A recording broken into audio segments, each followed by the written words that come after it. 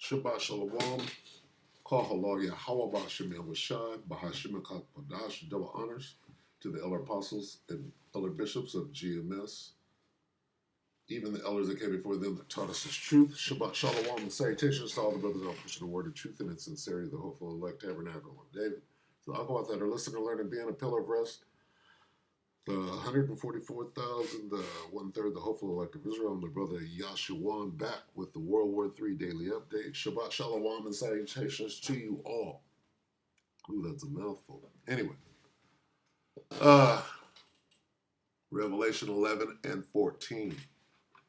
The second woe is past, and behold, the third woe cometh quickly. Now, this guy, who is this? Jeffrey Sachs, I believe, this guy. Okay, I believe that's who that is. Anyway, we're going to watch that. This is Paul and Adrian anyway.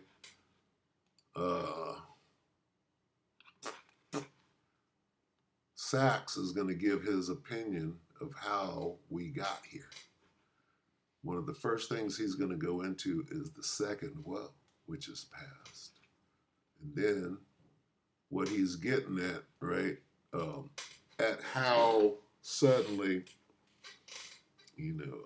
ICBMs, which it wasn't really an ICBM, but anyway, that's the lore out there. Okay, there's a war going on, all right, to say the least, which is World War III. They haven't called it that yet, but guess what? It's coming quickly. Anyway, let's let old Jeffrey here give his assessment of what the hell is going on. So, Paul posted this 13 hours ago, and I saw it earlier, and it is very accurate, okay? Very accurate in what he's saying, right? Which will be outlawed coming up. So what is it about?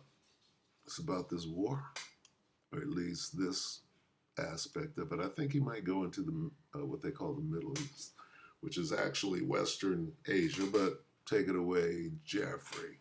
This is... Slovakia. Got a little freeze up there. Hold on. See if I can.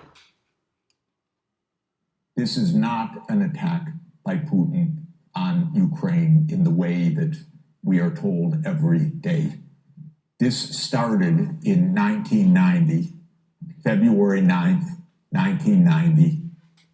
James Baker III, our Secretary of State, said to Mikhail Gorbachev, NATO will not move 1 inch eastward if you agree to German unification. Okay, I'm going to play that again. He said James Baker, and that's very important. So I kind of skipped on that. So take it back.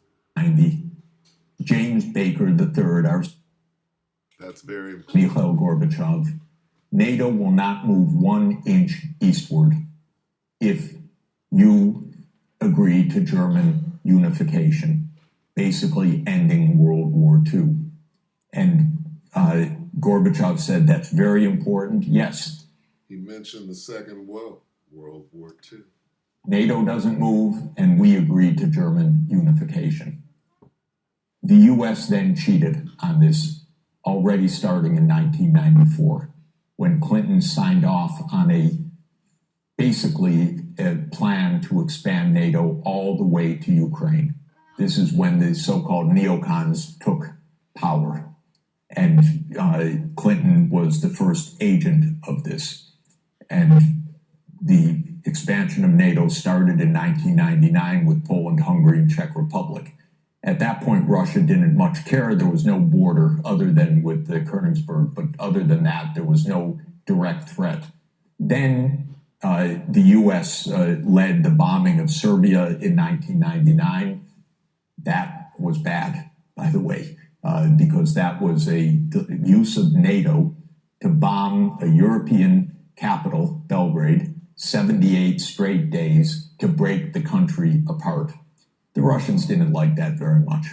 But Putin became president, they swallowed it, they complained, but even Putin started out pro-European, pro-American, actually. He asked maybe we should join NATO. When there was still the idea of some kind of mutually respectful relationship. Then 9/11 came, Then came Afghanistan, and the Russians said, yeah, we'll support you. We understand, to root out terror. But then came two other decisive actions.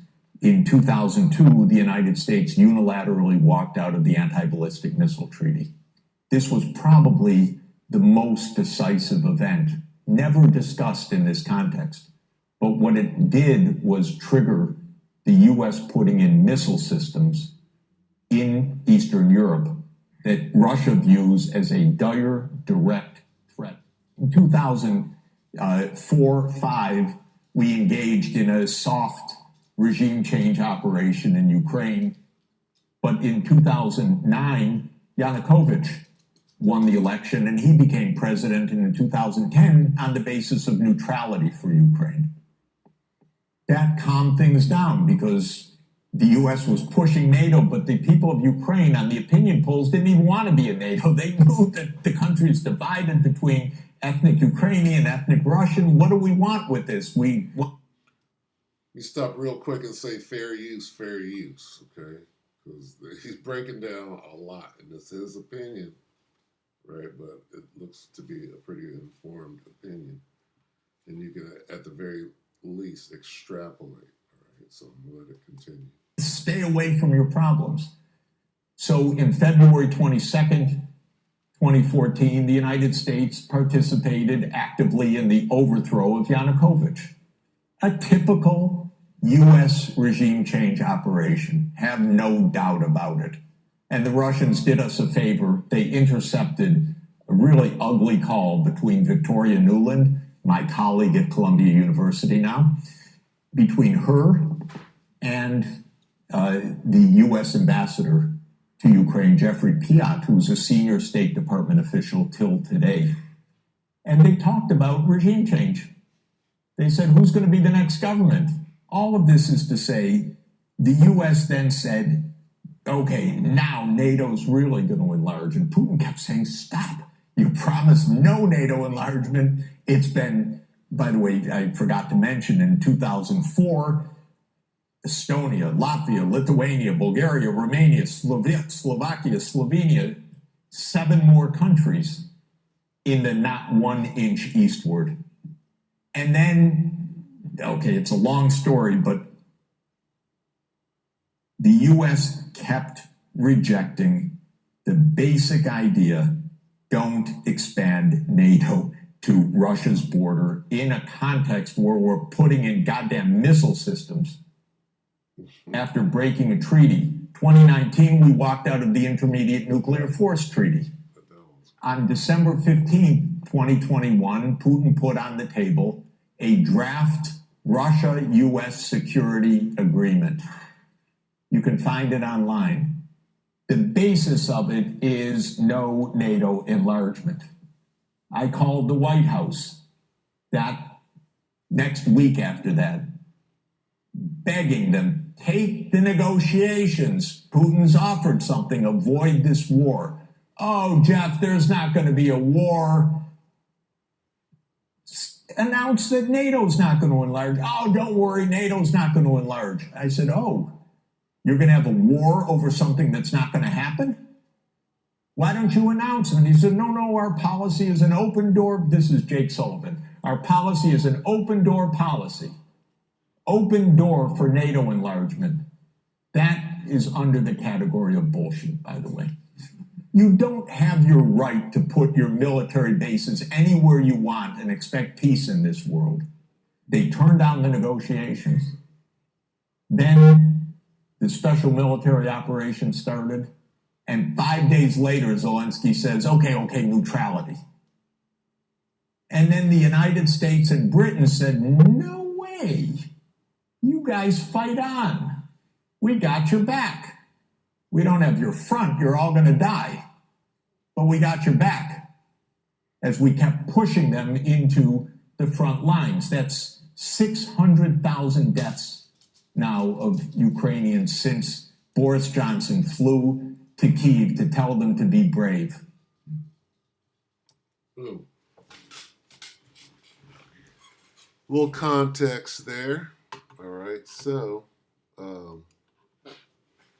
yeah, For a moment there, I knew exactly where I was going to go.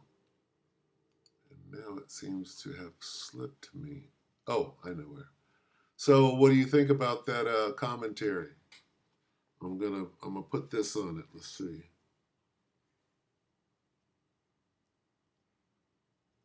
Let's see. Come a rumor.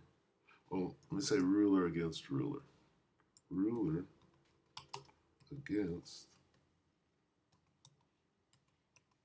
ruler. Jeremiah 51 and 46. We'll go ahead and close on this. Unless your heart faint and ye hear for the rumor that shall be heard in the land. A rumor shall both come 1 year, and after that in another year shall come a rumor, and violence in the land, ruler against ruler. Let me read that up here. But do not panic. This is the NLT. Jeremiah 51 and 46, NLT. But do not panic. Don't be afraid when you hear the first rumor of approaching forces. See that? Rumor of what? Here they come. Of the war. This is about that war. For rumors will keep coming year by year. Violence will erupt in the land as leaders fight against each other. All right?